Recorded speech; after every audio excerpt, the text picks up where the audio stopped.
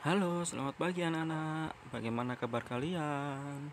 Semoga baik-baik saja ya. Dan Bapak juga selalu mendoakan agar selalu sehat dan dijauhkan dari segala macam penyakit. Oke, pagi hari ini ya. Pagi hari ini setelah kita kemarin UTS belajar, pagi hari ini kita akan melanjutkan pembelajaran kita di tema 10 tentang pengenalan air.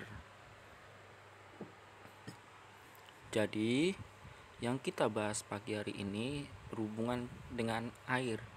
Ya, anak-anak bisa lihat sendiri di gambar atau di buku elektronik kalian ada anak-anak yang bermain di air ya, yang tempatnya berbentuk kotak ya. Ayo, siapa yang bisa tebak? Betul sekali ya, itu adalah kolam renang. Jadi pagi hari ini kita akan membahas tentang renang atau bermain di air. Ya. Tapi sebelumnya marilah kita berdoa menurut agama dan kepercayaan masing-masing. Ya. Berdoa mulai.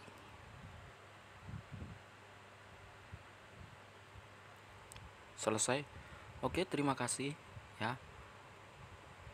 Seperti yang Bapak bilang tadi, pagi hari ini kita akan bahas tentang pengenalan air.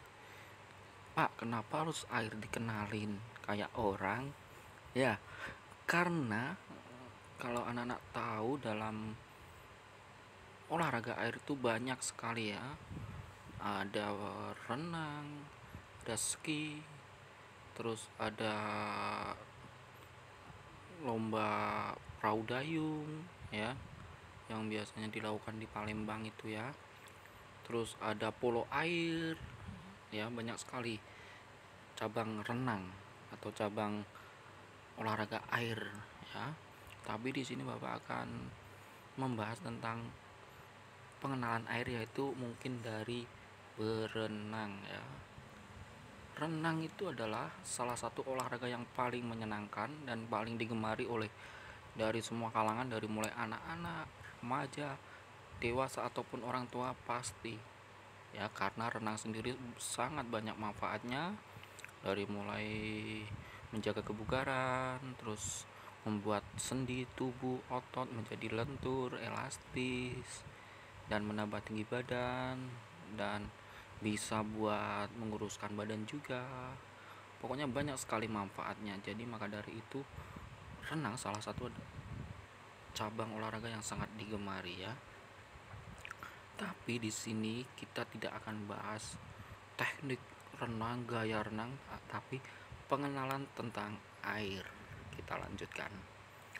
Ya. Di sini bermain di kolam renang itu sangat menyenangkan, tapi awas. Jangan bermain atau berenang di kolam yang dalam. Ya, bermainlah di kolam yang dangkal, karena kalau kita tidak bisa berenang dan kita kan masih anak-anak ya, mungkin ada sendiri kolam renang khusus anak-anak. Jadi tidak disarankan untuk, mungkin kalau berenang jangan pernah mencoba di kolam yang dalam karena sangat berbahaya, bisa tenggelam. Itu untuk pembuka ya, pendahuluan. Yang adalah aktivitas dasar di air. Berenanglah di kolam renang, pilih tempat yang dangkal. Jangan bermain di kolam yang dalam, bahaya. Kalian bisa tenggelam ya. Jadi ada kolam khusus anak-anak, ada kolam khusus dewasa, ada kolam yang khusus untuk atlet yang mempersiapkan untuk lomba. Jadi sudah dipisah-pisah ya. Jadi anak-anak disarankan untuk di kolam yang dangkal atau cetek ya, seperti itu. Yang wajib ya, jadi kalau kita mau berenang atau bermain air itu yang pasti bermain airnya di kolam renang ya, tidak di air di got atau apa, tidak, atau di kamar mandi tidak, tapi kita berbicara di kolam renang. Ada hal-hal yang perlu ditaati. Yang pertama adalah pakaian renang. Jadi saat kita bermain di kolam renang, kita wajib memakai baju renang. Ya, berenang harus berpakaian berenang, memakai pakaian renang. Supaya apa? Agar gerakan kita bisa lebih bebas. Ya, tidak mengganggu gerakan kita saat di air. Karena jika seseorang belum pernah berenang atau berlatih berenang, itu kita masuk air itu sangat berbeda saat kita bergerak di darat ya, karena ada tekanan air, karena ada gaya gravitasi, karena ada gerakan air. Jadi maka itu disarankan yang pertama adalah berpakaian memakai baju renang ya. Yang kedua, pemanasan. Jadi sebelum kita masuk air, jangan terus datang kolam renang ganti baju langsung lompat ke kolam renang, tidak ya, karena itu sangat berbahaya jikalau nanti kita langsung berenang tidak pemanasan, tahu-tahu saat berenang kram ya, kita tidak bisa bergerak. Kalau di alam air tuh kalau udah kram itu tidak bisa bergerak. Maka dari itu diwajibkan untuk pemanasan ya.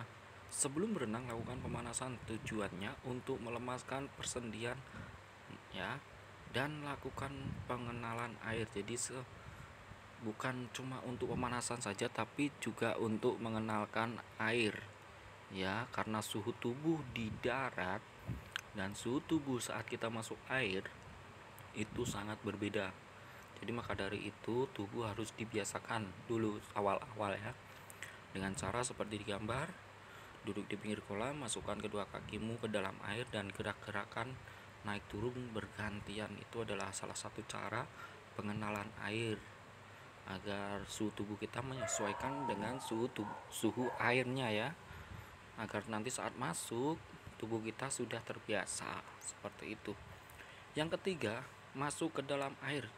Jadi tidak datang ganti baju pemanasan langsung lompat, tidak ya, karena itu sangat berbahaya. Kita tidak tahu di situ mungkin ada yang lagi berenang atau di situ kolamnya seperti apa, kita tidak tahu. Maka dari itu masuklah ke kolam ya, turunlah lewat tangga. Hati-hati pilih kolam yang dangkal ya. Jadi setiap kolam renang itu disiapkan tangga untuk turun atau naik itu. Jadi kita saat turun ataupun naik kita harus memakai tangga tersebut ya. Pak, kalau tidak memakai tangga tersebut dimarahin tidak ya? Mungkin kalau untuk renang biasa atau kita cuma berenang untuk ya bersenang-senang mungkin tidak ya, tapi kalau seandainya dalam lomba itu harus diwajibkan ya, harus naik dari tempat yang ditentukan, dan itu juga demi keamanan. Dan yang pasti berenang di kolam yang dangkal ya, itu tadi ya. Yang keempat, mengayun lengan ya. Ini adalah salah satu cara atau gerakan atau bagian tubuh yang sangat penting saat kita akan melakukan renang gaya apapun, ataupun kita mau berlatih atau bermain di air ya. Kita mengayun lengan untuk bermain air atau berlatih gaya renang. Berdirilah di tepi kolam ya. Bagaimana rasanya air ya, kita rasakan dulu. Setelah kita masuk, rasakan dulu. Ayunkan tanganmu, berjalanlah ke depan. Jadi sembari kita mengayun tangan kita bergantian kanan kiri kayak mendayung gitu tangan kita sambil berjalan, kita sambil merasakan, oh gerakan airnya seperti ini ya, tekanan airnya seperti ini ya. Ini seperti di dalam gambar ya, kita ayun seperti mendayung sambil kita berjalan. Itu adalah salah satu pengenalan air tadi ya. Tadi ada 4 ya, aktivitas dasar di air. Yang pertama, kita wajib memakai baju renang. Yang kedua, wajib pemanasan. Yang ketiga, masuk ke dalam air juga harus melalui tangga sesuai peraturannya juga seperti itu. Dan yang keempat adalah mengayun lengan untuk membiasakan kita, tubuh kita dan lengan kita dengan air ya sambil berjalan tadi ya. Sudahkah kalian tahu saat belajar berenang kalian dapat menggunakan pelampung? Ya, pelampung membantu tubuh mengapung di permukaan air. Nah, sekarang coba kalian sebutkan peralatan yang dapat digunakan sebagai pelampung. Jadi, kalau kita tidak bisa berenang dan kita mau belajar berenang itu pasti ada alat yang membantu kita untuk berlatih berenang, yaitu diantaranya ada pelampung. Ya, pelampung ini membantu kita untuk mengapung di air agar kita tidak tenggelam saat berlatih berenang, dari mulai meluncur, dari mulai mengapung ya. Dan alatnya ini bisa terbuat dari apa? Jadi anak-anak nanti bisa mungkin menyebutkan atau menulis sendiri atau menyebutkan dalam hati, oh ya, oh bisa pakai ini gitu. Mungkin bisa pakai ban motor, bisa pakai balon ya, bisa. Yang penting di dalamnya ada udara ya. Kalau tidak ada udara mungkin bisa kayak gabus ya, gabus cuma tebal, yang gede, terus biasanya dibungkus dengan karet ya, karet seperti itu. Terus bisa dengan papan kayu ya, seperti selancar itu kan menggunakan papan. Jadi banyak sekali alat ya, tadi sudah Bapak sebutkan, semoga anak-anak bisa mengingatnya ya. 5. Latihan bernafas dalam air.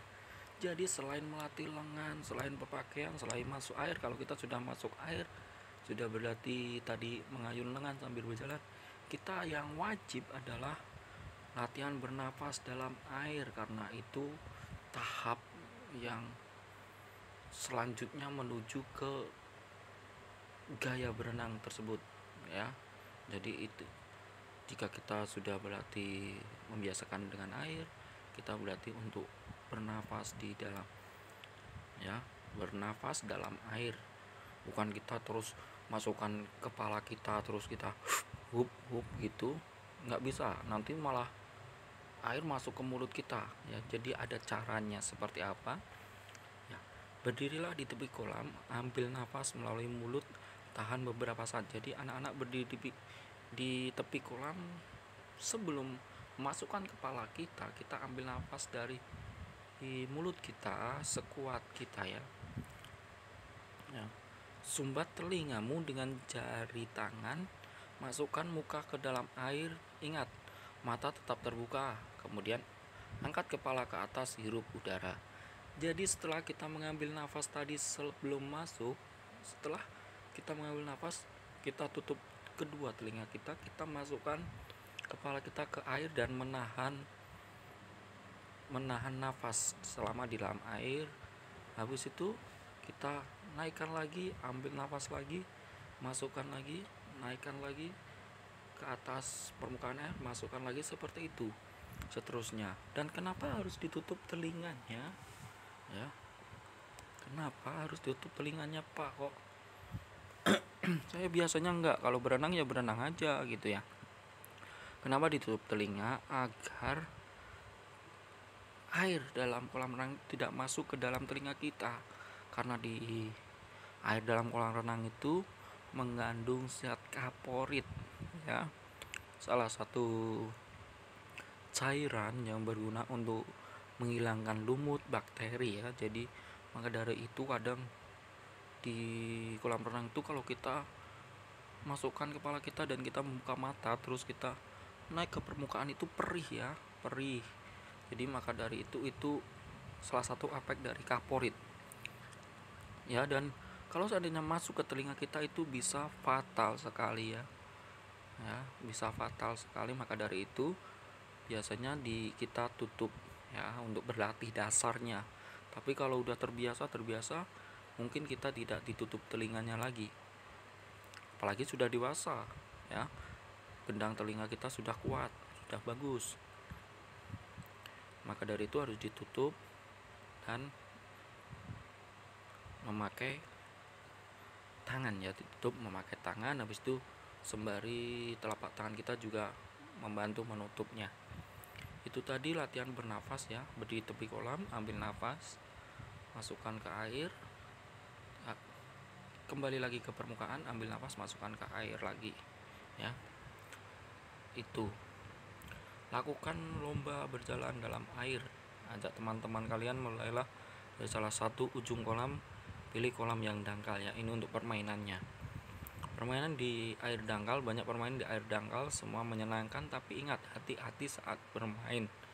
Renang sangat baik untuk melatih pernafasan. Yang pertama, permainan tepuk air. Jadi kita masuk ke dalam air, terus kita tepuk-tepuk seperti membuat suara dalam air, percikan air seperti itu adalah salah satu permainan air. Dan yang kedua adalah gendong teman, karena di dalam kolam itu berat tubuh kita itu sedikit ringan, jadi kita bisa menggendong teman kita, tapi tetap hati-hati.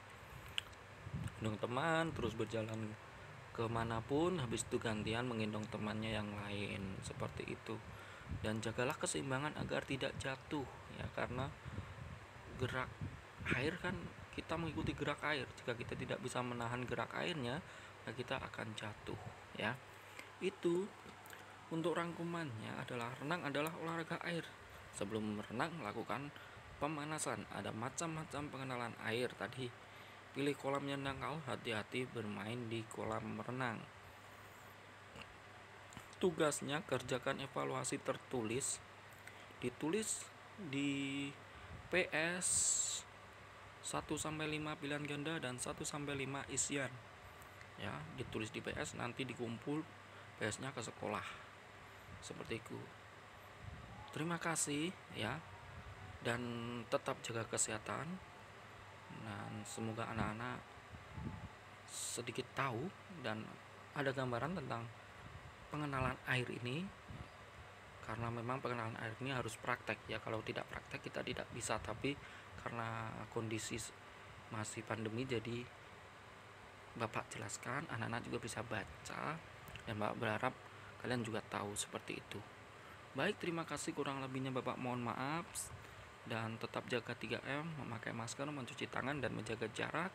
Dan salam olahraga dan salam sehat. Terima kasih.